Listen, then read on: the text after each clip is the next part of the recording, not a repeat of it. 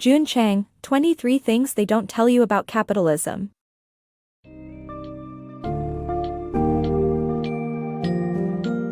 Welcome to the summary of 23 Things They Don't Tell You About Capitalism by Ha-Joon Chang. In this lucid and engaging snapshot, you'll discover that 95% of economics consists of simple common sense. Explore the powerful ideas running through the book, such as the myth of human rationality, the reality of unfair wages, and the flaws in free market capitalism. Learn how the government's strategic intervention in the market can lead to success, and understand the importance of social welfare for economic growth. This summary will demystify complex economic theories and equip you with new perspectives on capitalism.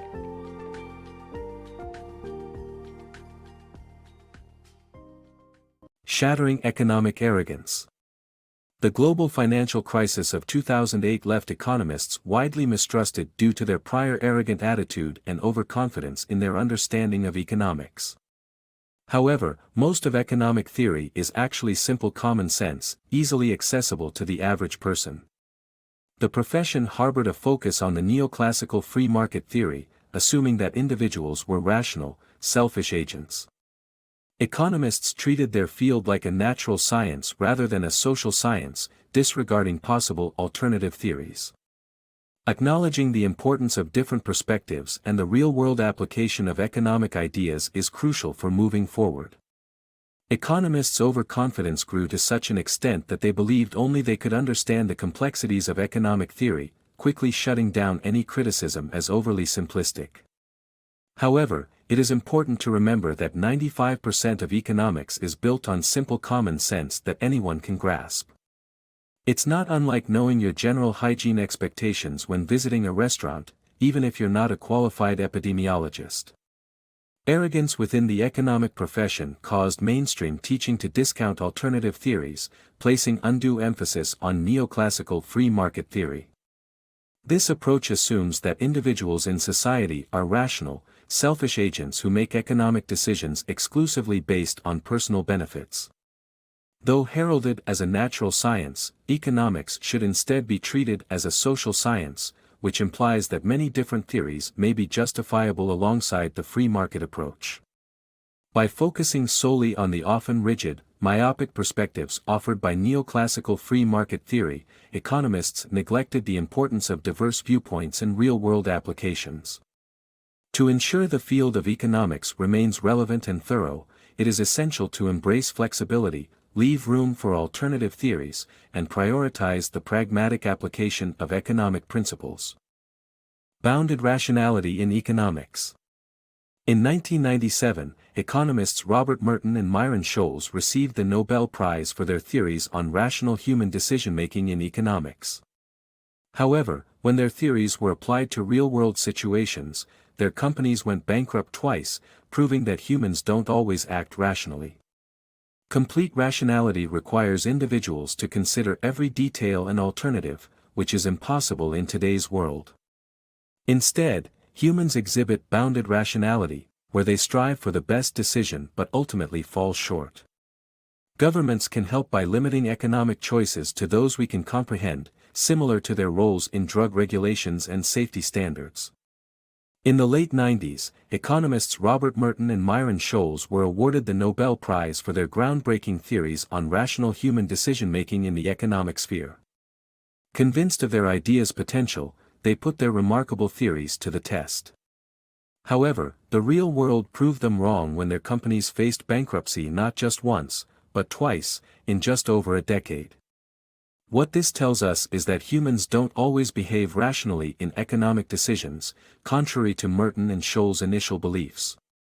For true rationality, individuals would need to account for every possible detail and scenario before making a decision, something that's hardly achievable in our fast-paced world.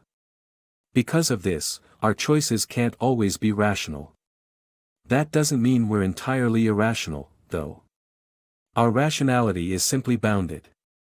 We make our best effort to be rational, but our intellectual capacity limits us from reaching the ideal choice.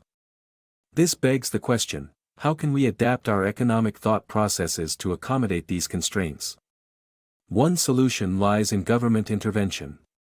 By stepping in and limiting economic choices to those we can understand, the government can help us make better decisions. This approach already exists in other sectors, such as drug regulations preventing us from accessing medications with unknown side effects and safety standards for cars. It only seems logical to apply these same principles to the financial world, ultimately assisting humans in navigating the complexities of modern economics. Beyond selfishness, true motivations. Though free market economists believe people should act purely out of selfishness for their interests, our actions often defy this theory. We tend to consider hidden rewards and sanctions, like building a reputation and being part of a community. Our decision-making process is influenced by values like honesty, honor, and respect, proving that we're not entirely driven by selfish motives. Imagine yourself running off without paying for a taxi ride. While it may occasionally cross your mind that you could potentially get away with it, the reality is that you usually pay. Free market economists would say that by doing so, you're acting irrationally since they believe individuals are programmed to act solely in their best self-interest.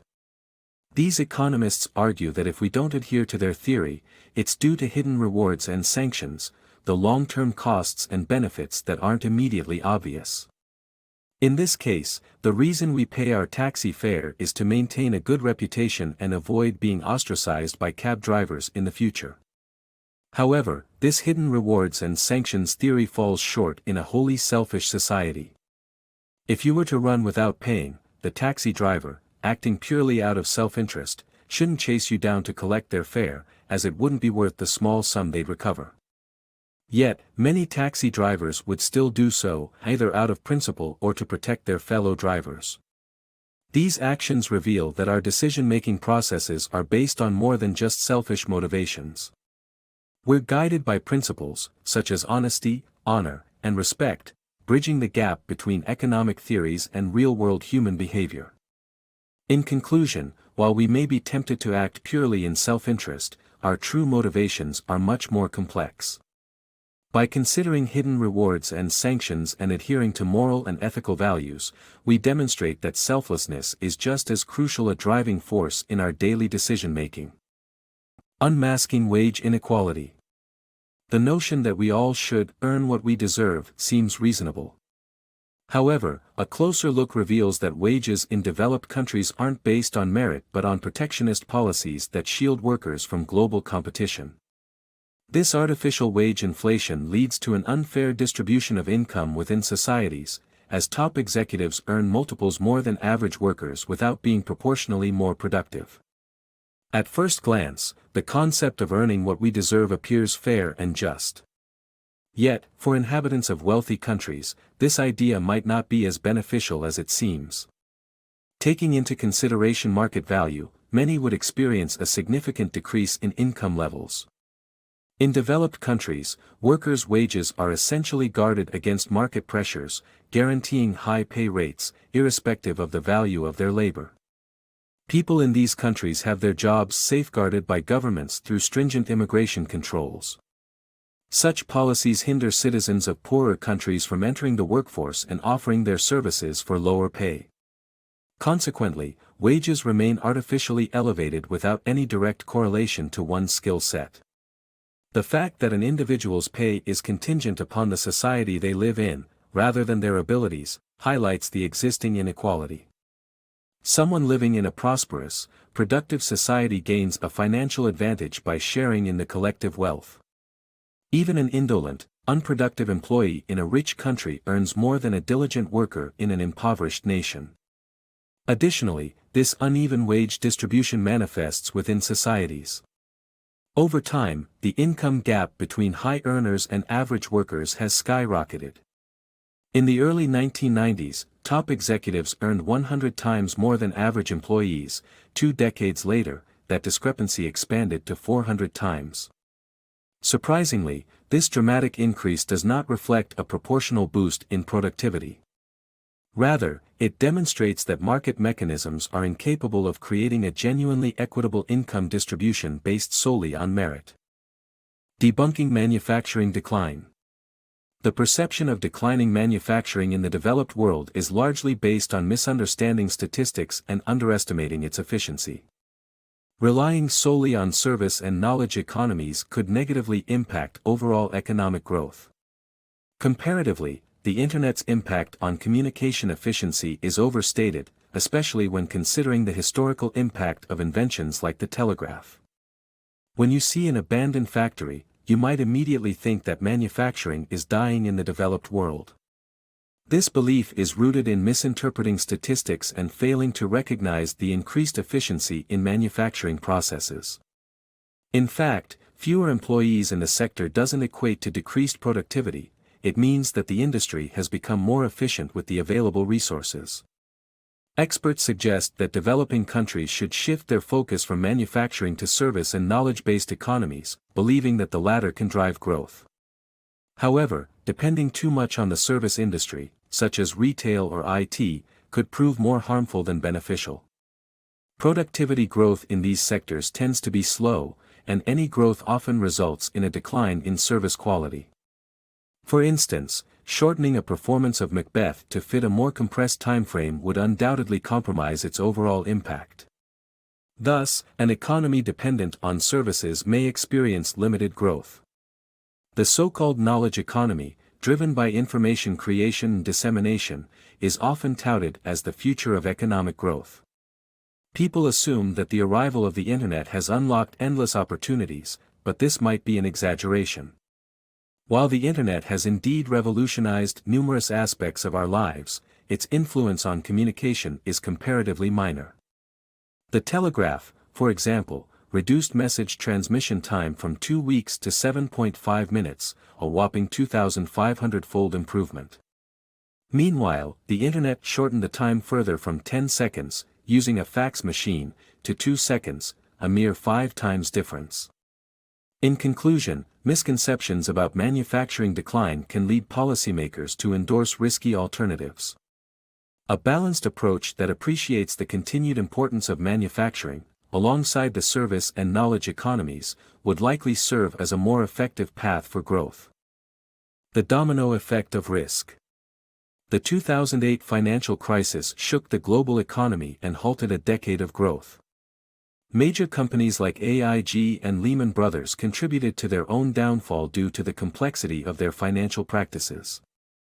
Financial derivatives, created from pools of securities like mortgage loans, were profitable initially but carried massive risks as they multiplied. As these financial products continued being created from the same source, the risks escalated. A metaphorical house built on a tiny plot of land with increasing stories and questionable building materials is the perfect analogy for this situation. As more derivatives were created with inferior quality, the structure of the financial system weakened. The hardest-hit countries, like Ireland and Latvia, happened to be the ones that had liberalized their markets, resulting in massive economic contractions. Guiding economy, less control, more success. Governments can play an essential role in economic growth without creating chaos, contrary to free market economists' beliefs. The key lies in striking a balance between minimal interference and complete control, as evidenced by countries like South Korea and the United States. These governments work much like a company CEO, helping industries grow by offering gentle guidance and strategic goal setting, such as establishing inflation targets and controlling interest rates. This approach has proved successful in cultivating industries, showcasing that the right amount of government involvement can steer a nation's economy in a prosperous direction, without causing the disarray observed in controlled economies. Social welfare fuels growth. Critics of social welfare argue that benefits like unemployment allowance and holiday pay reward individuals for being unproductive. However, real-world evidence suggests that social welfare is essential for economic growth. Countries providing generous assistance to the unemployed have more dynamic economies compared to those with limited support. When a strong safety net exists, people feel encouraged to explore riskier, high-growth entrepreneurial ventures. Meanwhile, the trickle-down effect pushed by free market advocates, whereby reduced government spending on welfare would supposedly lead to greater direct investments from the wealthy, has failed to deliver desired results. Instead, growth has slowed in countries like the United States and United Kingdom, with wealth becoming increasingly concentrated among the very top earners. In more detail, countries with lower levels of support for the unemployed often see their labor force gravitating toward stable professions, such as healthcare and law. While these roles are of social importance, they do not contribute significantly to economic growth. To drive expansion, economies need individuals who are willing to enter riskier entrepreneurial sectors. As a result, the countries that provide supportive safety nets for those who take risks and might fail are more likely to thrive economically. On the other hand, the free market alternative, dubbed the trickle-down effect, hasn't lived up to its promises. Proponents claim that by cutting welfare spending, governments could lower taxes, allowing the wealthy to invest directly in the economy and subsequently creating growth and jobs that would benefit all. However, this approach has had the opposite effect in countries like the United States and the United Kingdom, with growth rates stalling and wealth becoming further concentrated at the top echelons of society. For instance, between 1979 and 2006, the top 1% of earners in the United States saw their share of national income more than double, from 10% to 22.9%. This demonstrates that when it comes to fostering economic growth, social welfare plays a crucial role, while free market policies have not delivered their expected benefits. Debunking Western poverty myths.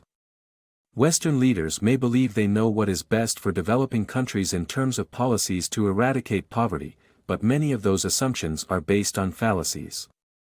Contrary to popular belief, structural factors like climate and terrain do not determine a nation's economic growth, as seen in thriving landlocked countries like Switzerland and Austria. The idea that developing countries lack entrepreneurial spirit is also misguided, since self-employment rates surpass those in the Western world. The real issue is the enforcement of Western free market policies that disrupt the growth of developing nations. By examining the historical protectionist measures that allowed developed countries to flourish, we can devise better solutions for global poverty. The confidence with which Western politicians, economists, and pop stars recommend policies to end poverty in the developing world is often built on sand. Many assumptions made about these countries are erroneous at best and harmful at worst. Take, for instance, the belief in structural causes of poverty, such as climate, geographical location, or challenging terrain. If this were true, wouldn't countries like Austria and Switzerland, with their landlocked, mountainous territories, also suffer economically? Another misconception among Western thinkers is that the developing world lacks entrepreneurial spirit compared to the West. This couldn't be further from the truth. In fact, self-employed individuals make up 30 to 50% of the workforce in developing countries, far outstripping the mere 10% in Western nations. Instead of pointing fingers at the developing world, we should consider the impact of Western policies. The impoverished state of many developing nations can be traced back to the free market policies enforced by Western governments. Sub-Saharan African countries experienced steady growth in the 1960s and 1970s, supported by governments that protected domestic industries and controlled foreign competition. That growth stalled when, in the 1980s, Western forces demanded market liberalization, leading to economic stagnation. To truly address global poverty, we need to reflect on the West's own history. Developed countries accumulated wealth through protectionist measures in the 19th century, such as high tariffs and restricted foreign directorships. Empowering developing countries to follow a similar path could offer a better and more sustainable solution to global poverty. Taming capitalism's wild side. Capitalism isn't inherently destructive, the issue lies with unregulated free market capitalism. The profit motive drives innovation and contributes to economic efficiency. However, without appropriate regulation, the system can become dangerous. By applying the concept of bounded rationality and ensuring government involvement, we can create a better, fairer, and safer capitalist system. Capitalism itself shouldn't be the target of your rage, rather, it's the free market iteration that warrants scrutiny. When harnessed responsibly, capitalism is an effective and efficient way to manage the economy. For instance, the profit motive, the desire to make money, has been the driving force behind countless inventions and innovations resulting from entrepreneurial endeavors. Moreover, capitalism excels in coordinating the economy, as the market naturally guides labor and capital toward areas where they are in high demand. Absent this directing force, our society would find itself sorely lacking in essential services, while saturated with an abundance of would-be rock stars. Yet, capitalism's dark side is undeniable when the market is devoid of regulation. An apt metaphor would be a car void of safety features. Without brakes or seatbelts, such a vehicle is destined to crash, causing harm to its passengers. Similarly, uncontrolled capitalism can lead to devastating consequences.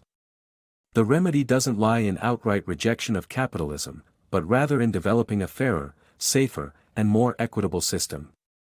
By incorporating the concept of bounded rationality, that we make better decisions within a limited range of options, we can begin to balance the scales. To achieve this equilibrium, it's necessary to grant the government a more significant role in regulating economic activities. Their power can extend to curbing risky investment choices, for example. By narrowing the range of options and focusing on more informed and responsible decision-making, we can realize capitalism's full potential, while mitigating the risks associated with unfettered markets.